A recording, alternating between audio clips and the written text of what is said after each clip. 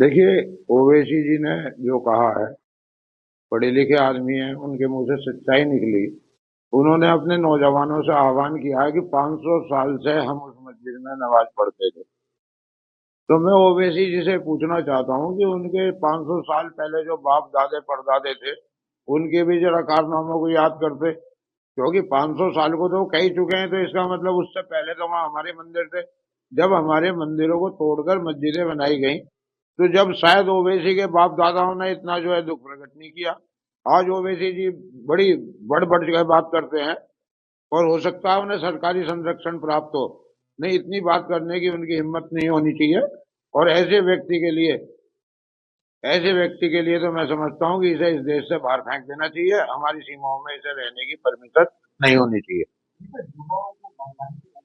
मैं अब उसी बात को कह रहा हूँ कि जो आदमी कट्टरता फैला के अपने युवाओं को ये भड़का रहा है कि 500 साल से हमारी नमाज पढ़ी जा रही थी और आज मस्जिद तोड़ दी गई, तो उस मूर्ख से ये पूछा जाए कि अगर हम अपने नौजवानों को बरगलाने न लगे कि 500 साल पहले हमारे मंदिर तोड़े गए हैं, तो आपका क्या हश्र होगा।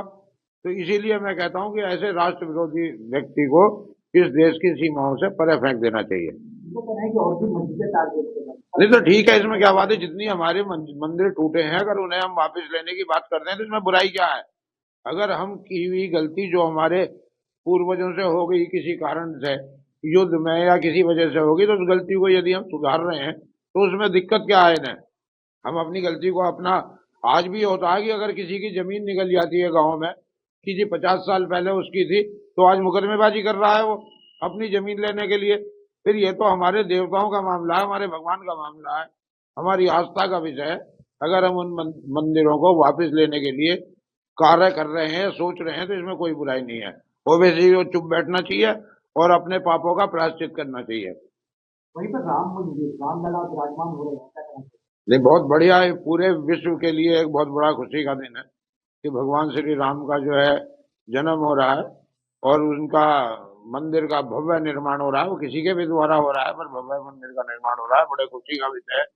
और हमें तो सबसे बड़ा संतोष ये है कि जब भगवान श्री राम प्रकट हुए थे इस राम मंदिर में 23 दिसंबर की अर्धरात्रि में, 22-23 दिसंबर 1949 की अर्धरात्रि में, तो हमें बड़ा गौरव है और गौरव है कि उस समय गौड़ सेवादी हिंदू महासभा के ही 10-12 लोग थे वहां पर। जब भगवान प्रकट हुए, वही धार्मिक पूजा अनुष्ठान कर रहे थे, जिनमें विशेष रूप से हमारे माननीय प्रधानमंत्री, माननीय मुख्यमंत्री जी के दादा गुरु बहन दिग्विजयनाथ, जो उस समय हिंदू महासभा के महामंत्री थे, वो इस यज्ञ को कर रहे थे। और उनके यज्ञ से भगवान राम प्रकट हुए और आज वहां भव्य मंदिर बन रहा है। तो हिंदू महासभा के लिए इससे बड़ी खुशी की बात कुछ नहीं।